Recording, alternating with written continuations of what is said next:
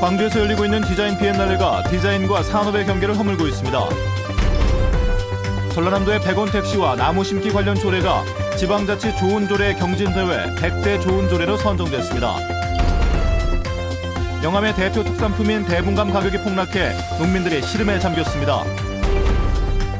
여수 산단의 주변 녹지 일부가 해제됐지만 아직도 해결해야 할 과제가 산적해 있습니다. 평안한 휴일 저녁 보내고 계십니까? 이어서 광주 전남권 뉴스입니다. 광주에서는 지금 디자인 비엔날레가 열리고 있는데요. 전시 작품이 해외 매장에서 판매를 앞두고 있습니다. 디자인과 산업의 경계를 허물고 있는 현장을 김인정 기자가 다녀왔습니다. 조그만 사람들이 도자기 위에 올라간 금도금 작품입니다. 곧 대량 생산을 앞두고 있습니다. 해외 유명 디자이너가 디자인하고 한국 기업이 만든 이 작품은 이탈리아 매장에도 입점됩니다. To see the product so well manufactured exactly in the way I imagine them. 독특함과 실용성을 잡은 작품들은 비엔날레 현장에서 판매되거나 판매를 앞두고 있습니다. 한중일 디자인전은 실생활에서도 부담 없이 쓸 수 있는 작품 위주로 구성했습니다. 식기와 가구 등 전통 문화에 현대적 감각을 더해 아름다움과 실용성을 모두 잡았습니다. 너무 전통적인 것에 치우치지 않고 지금의 어떤 젊은 세대나 어떤 현대적 감각들이 잘 섞여가지고 좀 부담스럽지 않게 다가오는 것 같아서. 디자인과 산업의 경계를 허물고 있는 광주 디자인 비엔날레의 새로운 시도는 오는 13일까지 이어집니다. MBC 뉴스 김인정입니다. 2015 지방자치 좋은 조례 경진대회 100대 좋은 조례에 전라남도의 100원 택시 운영에 관한 조례와 나무 심기 지원에 관한 조례가 선정됐습니다. 100원 택시 운영에 관한 조례는 전국 17개 시도 가운데 최초로 제정돼 대중교통이 열악한 지역 어르신들의 이동권을 보장한 점이 높은 평가를 받았습니다. 나무 심기 지원에 관한 조례는 주민과 단체의 자발적 참여와 활동을 보장하고 나무를 심고 가꾸는 분위기를 확산하기 위해 필요한 지원 내용을 담고 있습니다. 집단 수은 중독 사태와 관련해 폐수은 불법 매립 여부에 대한 추가 조사가 진행됩니다. 광주고용노동청은 광산구 하남산단 남영전구의 정확한 수은 유출량과 폐수은 불법 매립량을 확인하기 위해 이르면 내일부터 추가 조사에 들어간다고 밝혔습니다. 남영전구가 지하실에 약 3kg의 폐수은을 묻은 사실이 영산강 유역환경청에 의해 적발됐지만 수은 중독 피해자들은 이보다 훨씬 많은 폐수은이 불법 매립되거나 방치됐다고 주장하는 것으로 알려졌습니다. 수확의 기쁨을 만끽해야 할 결실의 계절인데도 농촌에서는 연일 우울한 소식만 전해집니다. 영암의 대표 특산품인 대봉감도 가격이 폭락해 농민들이 울상입니다. 문현철 기자입니다. 산 아래부터 번지기 시작한 주황색 물결이 산 중턱을 타고 번져나갑니다. 탐스럽게 연근 감들의 무게를 이기지 못한 나뭇가지들이 땅바닥까지 쭉 쳐졌습니다. 치명적인 냉해와 태풍이 모두 비껴가면서 풍작을 거뒀지만 결실의 기쁨은 찾아보기가 힘듭니다. 지난해에 올해도 산지 대봉값이 폭락하면서 농민들은 깊은 시름에 빠졌습니다. 중간 상인들이 사가는 가격이 20kg 한 상자에 10,000원 안팎으로 3년 전과 비교하면 3분의 1 수준에 불과합니다. 지금 20kg 컨테이너 상자 한 상자에 10,000원 정도로 전부 포점 매매가 이루어져서 사실상 생산비를 따지고 보면 생산비도 안 되는 그런 실정입니다.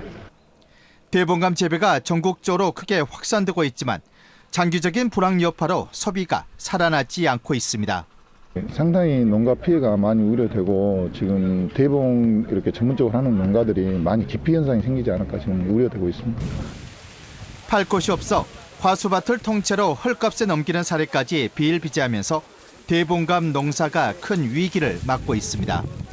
MBC 뉴스 문현철입니다. 공장을 지을 땅이 없다는 업체들의 요구로 여수산단 주변 녹지 일부가 해제됐습니다. 그런데 최근 공장 증설을 위한 환경영향평가서가 반려된 것으로 드러났습니다. 권남기 기자입니다. 박근혜 정부의 규제개혁 드라이브에 맞춰 여수산단 주변 녹지가 해제된 건 지난해 11월. 해제된 녹지는 66만 1,600제곱미터로 축구장 93개 면적입니다. 이후 롯데케미칼과 여천 NCC, 대림산업 하나케미칼은 해제된 녹지에 화학공장을 짓겠다며 환경영향평가서를 영산강 유역환경청에 제출했습니다.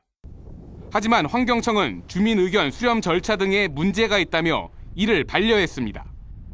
특히 공장 증설이 대기와 수질 등 환경에 미칠 영향을 업체별로 다시 조사해야 하며 구체적인 대체 녹지 조성 계획도 제시해야 한다고 지적했습니다. 4개 사업장이 한꺼번에 구분을 없이 작성해서 제출을 했어요. 오염물질 저감 대책 등에 대해서 명확하게 구분해서 제시해야 될 필요가 있어서 환경조사와 주민설명회를 다시 해야 하는 산단 업체들은 공장 증설이 늦어지게 됐습니다. 광양 지역에 주민설명회를 해야 되기 때문에 한 달에서 한 달 반 정도 늘어날 것으로. 업체들은 지금까지 부처 간 엇박자와 환경청의 행정이 불만이지만 녹지 해제라는 규제 완화의 혜택을 본 기업들이 공장 증설에만 신경을 쓴 나머지 지역에 미칠 영향엔 소홀했다는 지적을 피하긴 어려워 보입니다. MBC 뉴스 권남기입니다. 전남대와 옛 여수대 통합 10년을 맞아 통합이 지역에 미친 영향을 논의하는 토론회가 내일 여수시청 문화홀에서 열립니다.